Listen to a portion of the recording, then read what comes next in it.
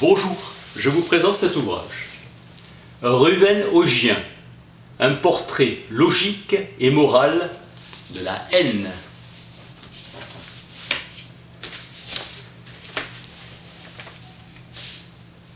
La haine est une relation qui possède sa logique et que si la haine est répugnante, ce n'est pas parce qu'elle est irrationnelle, mais parce qu'elle est intrinsèquement mauvaise.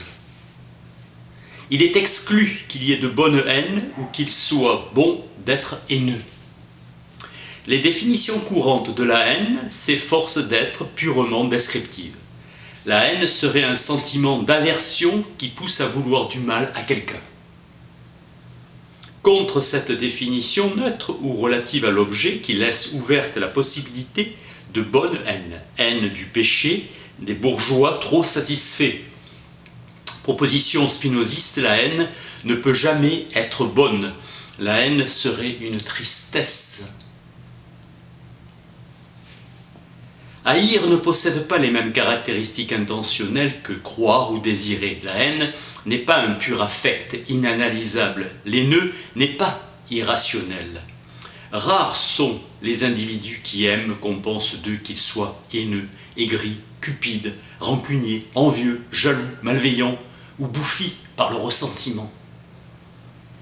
Ils préfèrent que leur haine soit amour de la vérité et de la justice. Celui qui a la haine n'aime pas être jugé haineux. Il ne veut pas. La haine est indéfendable, répugnante, scandaleuse. C'est quoi haïr? Éprouver un sentiment de répulsion, tout faire pour éviter le contact, attitude systématiquement négative à l'égard, dénigrer, insulter, railler, mépriser, blesser, viser à détruire, s'attrister du succès, se réjouir des malheurs, des souffrances, des infortunes, souhaiter tout le mal possible ou contribuer à faire du mal. La haine de soi n'est pas exclue, la haine se voit pas par un visage blême, des crispations, de poings à un dénigrement aveugle, à entreprendre des actions qui visent l'élimination et le souhait du pire. Un autre exemple, l'esclavage est mauvais, il est contraire à l'épanouissement de l'homme, il s'oppose au bonheur du plus grand nombre, il est contraire à la loi divine. Donc l'esclavage est mauvais, sui generis ou indépendamment de nos conceptions fluctuante, frustrante. L'évolution est d'être mauvais et comme une conceptualisation analytiquement à toute description de la haine. Les victimes du jugement haineux s'efforcent de rejeter l'accusation. La haine est un terme évaluatif, négatif et non purement descriptif. Haine des riches à l'égard des pauvres, des cultivés à l'égard des ignorants. Selon Simmel, c'est le christianisme qui a donné un sens négatif à la haine. Pour un grec, la haine de l'ennemi est un bien, concept brisé par aimer vos ennemis. Pour Marie Blundell, c'est le précepte aide ou aime tes amis qui prévalait chez les Grecs, car l'absence d'amis était considérée comme la marque d'une déficience morale et l'absence d'ennemis, une vertu. La haine comme sentiment loué ou apprécié est absurde. La haine est négative sans perdre ipso facto sa signification descriptive. Il n'y a pas de bonne haine, ou qu'il est bon ou appréciable d'être haineux, comme des cupidités admirables ou des jalousies dignes d'éloge et de malveillance à donner en exemple. Une haine source de joie est une mauvaise joie, une joie maligne, et ce n'est pas parce que le mauvais est source de bien que le mauvais est bien. Si la haine engendre des bonnes choses, joie en dépit du fait qu'elle est mauvaise, cela ne la rendrait nullement meilleure ou bonne. Différence entre un sens relatif et verbal d'haïr et son sens absolu. La valeur du verbe haïr est fixée par la valeur de ses objets. Amour, courage, vérité, bienveillance. Contre-haine, lâcheté, hypocrisie, malveillance. Les adjectifs associés à la haine sont négatifs. Haine mortelle, féroce, sanglante. Ce que produit la haine est malodorant, nauséabond, relent de haine. Le haineux est aussi enragé, il bave. La valeur de la haine est fixée par la valeur de ses objets. Je hais les mensonges. Celui qui hait l'idée du mensonge n'est pas haineux. Haïr, ce n'est pas aimer, et aimer, ce n'est pas haïr. La haine d'un mal est convertible en amour de quelque bien, alors que la réciproque n'est pas vraie. Haïr le mensonge, c'est aimer la vérité. Haïr la lâcheté, c'est aimer le courage. Aristote avait opposé des affections comme la colère ou la peur, mauvaises dans leurs excès, de même pour la malveillance ou la maladie, l'impudeur ou l'envie. Pour Aristote, l'homme qui est en colère pour les choses qu'il faut est contre les personnes qui le méritent et qu'il est de façon qu'il convient au moment qu'il faut. Un tel homme est l'objet de notre éloge. La douceur est une vertu et une disposition à se mettre en colère quand il faut. Pareil pour le courage, déterminer le juste milieu dans l'expression d'un sentiment. La lâcheté est un défaut et la témérité un excès. La malveillance, l'impudeur, l'envie sont pervers. Il n'y a pas de malveillant légitime, moyenne, raisonnable ou digne d'éloge. La haine est un excès et donc perverse en elle-même. Elle est donc intrinsèquement mauvaise. Des occasions raisonnables de se mettre en colère. L'offense imméritée ou injustifiée, mépris, vexation, outrage.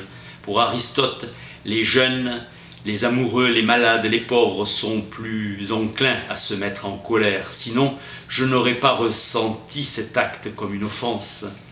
Dans la colère, nous entrevoyons l'élimination de la source de notre inconfort. La colère est apaisante et source de joie. La haine n'est pas un excès de colère. La haine peut virer toute une classe d'individus, peut viser toute une classe d'individus. Le temps peut guérir la colère. La haine est incurable. La colère est un désir de causer du chagrin. La haine, un désir de faire du tort. Le haineux ne ressent ni plaisir ni peine. Le haineux est indifférent à la souffrance. Il veut que l'objet de sa haine cesse d'exister. Pour Aristote, l'absence totale de pitié est l'indice d'un mauvais caractère. La haine a une combinaison cognitive de croyances et de désirs.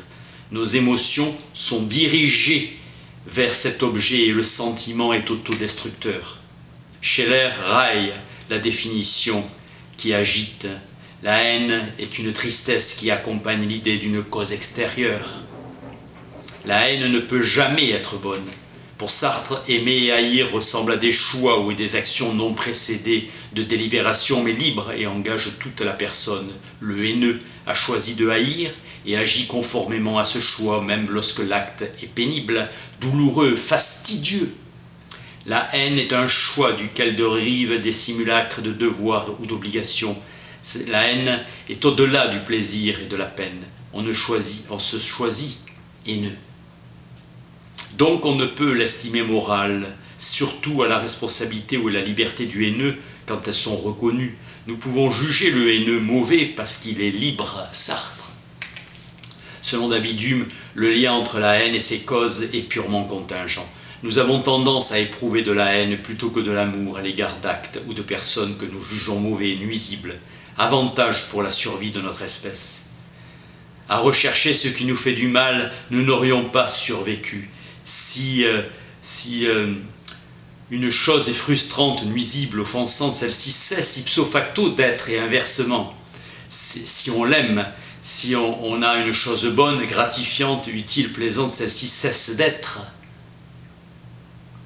Les affects sont définis par ses croyances. Il n'y a pas d'état affectif indépendamment de ses croyances. Ryle a remarqué astucieusement que le vaniteux était généralement le dernier à s'apercevoir qu'il était vaniteux, car au fait d'être vaniteux, il ne correspond pas d'expérience interne. La haine ne se ressent pas à la première personne, mais à la troisième en termes moraux. En fait, le comportement du haineux n'a rien d'irrationnel, même s'il est mauvais. Théorie morale défendue par Ryle. Haïr comme détester, exécrer, aimer, apprécier sont suivis d'un complément nominal et non propositionnel, et de ce fait le verbe semble décrire une relation entre individus et non une attitude à l'égard d'une proposition comme les désirs et les croyances. Or, une relation entre individus n'est pas intentionnelle. La plupart du temps, une autre croyance, parfois tout à fait contraire, se substitue à la croyance initiale estimée fausse pour rationaliser ou justifier la haine ou l'amour. La haine et l'amour sont des sentiments irrationnels par définition, car la disparition des croyances qui la justifient n'entraîne pas la disparition de ces sentiments. Haïr quelqu'un, c'est le haïr sous toutes ses descriptions, fussent-elles incohérentes, contradictoires, injustifiées. Le haineux est un personnage parfaitement irrationnel et en définitive irresponsable. Cet irrationnel l'immunise à l'égard du blâme moral ou de l'indignation. Si haïr est une relation, les descriptions de l'objet de la haine ne sont pas des raisons de le haïr, mais des moyens d'identifier, de saisir, de désigner, de faire référence à l'objet de la haine. Haïr est une relation à l'existence même de l'objet haï, et non une attitude à l'égard d'une proposition concernant cet objet. Le haineux ne reproche pas telle ou telle chose au haï, il lui reproche d'exister. Le haineux s'en prend directement à l'existence du haï, Aristote. La description les plus favorables, les descriptions les plus favorables in abstracto deviendront défavorables. Absurde d'en démontrer le contraire. Il n'y a pas contradiction, seulement référence, moyen de l'identifier. Sorte d'analyse situationnelle, la haine serait abstraite de ses participants et traitée comme une sorte de scénario distribuant des rôles. Les tribunaux sont encombrés de victimes qui sont stupéfaites d'apprendre que leurs parents ou leurs plus tendres amis les haïssent furieusement depuis très longtemps. Haïr est asymétrique, l'objet de la haine ne le sait pas. Quelquefois le sujet haineux apprend avec la même stupeur que sa victime le haïssait. Symétrie. Celui qui sera jugé haineux ne l'acceptera pas facilement. Il y a haine suivie de la description de la situation. Donc le haineux n'est pas entièrement irrationnel. Grand principe socratique disant que tout le mal se fait dans l'ignorance, donc l'irrationnel n'est autre que le mal ou que le mal n'est autre que l'irrationnel. Deux sentiments sont irrationnels, l'un est bon, l'amour, et l'autre répugnant, la haine. En analysant la haine comme une sorte de relation, nous nous sommes aperçus qu'il était imprudent d'estimer que le haineux était nécessairement incohérent, contradictoire, irrationnel. Ces prétendues raisons incohérentes ne sont que des sortes d'expressions démonstratives, et rien dans les affirmations du haineux ne décroît et nous oblige à conclure qu'il est parfaitement irrationnel. Si la haine est répugnante, ce n'est pas parce qu'elle est irrationnelle, c'est parce qu'elle est jugée mauvaise, donnée qu'il n'est pas nécessaire de fonder.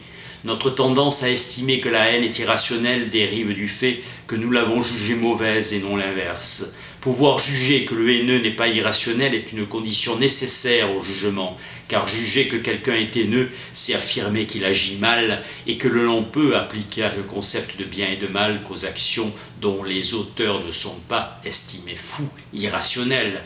Dire que le haineux est bon, c'est prononcer un jugement ironique ou platement contradictoire. Haine de la haine sur le modèle de tolérer l'intolérance. 1. Si la haine est intrinsèquement mauvaise, il ne faut rien haïr, même pas la haine, d'où la haine n'est pas intrinsèquement mauvaise, car elle n'est pas haïssable. 2. Si la haine est intrinsèquement mauvaise, il faut la haïr, d'où il existe au moins une bonne haine, la haine de la haine, et la haine n'est pas intrinsèquement mauvaise. Il n'est pas difficile d'éliminer le paradoxe de la haine de la haine. Il suffit de montrer que haine est pris dans son sens différent à chacune de ces occurrences. Le fait qu'il ne soit pas possible de résoudre un paradoxe est plutôt bon signe en matière morale. C'est l'indice que nous avons identifié un problème moral authentique.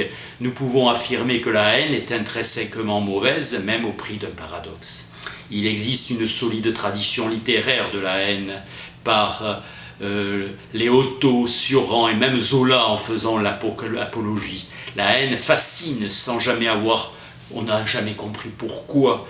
Grignon l'admet sous l'angle du scandale. Descartes, dans La Passion de l'âme, définit la haine, émotion causée par les esprits qui incitent l'âme à vouloir être séparée des objets qui se présentent à elle comme nuisibles. La haine et la tristesse doivent être rejetées par l'âme lors même qu'elle procède d'une vraie connaissance. Pour Spinoza, une inclination à écarter de nous ce qui a causé quelque mal, court traité. Principale passion triste et la haine ne peut jamais être bonne, dynamique. Statiquement, la haine n'est rien d'autre qu'une inclination à fuir une chose nuisible. En tant qu'affect, la haine engendre tristesse et colère et incite à fuir la chose détestée, mais aussi à la détruire. En tout, la haine toujours ravage, rend faible et anéantit ce qui est l'imperfection même. Liste des défenses de la haine. Pour David Hume, la haine serait l'expression d'une impuissance à se révolter contre ce qui nous cause du tort, parce que cette source du tort, nous en dépendrons trop, matériellement ou affectivement. La haine serait une rancœur ou un ressentiment par impuissance à se venger, bouc émissaire. Nous cherchons n'importe quel objet faible ou étranger pour nous défouler et vider notre amertume. La victime innocente n'est que l'objet et non la cause de la haine. N'importe qui est bon à haïr. Jankélévitch l'a dit avec beaucoup de force, la méchanceté ne veut rien, l'être seul qui est la source du faire peut être haï. La méchanceté pure ne vise ni le faire, la chose qu'on fait, ni la voix, elle vise l'être qui est indivisible et l'essence de cet être. La haine pure et la méchanceté pure ne visent pas l'autre, en tant que la méchanceté pure de la haine déteste l'autre indépendamment de toute prosopolepsie.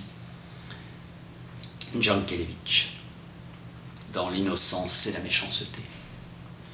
Et l'amour de la haine, excuse et pardon. Page 158.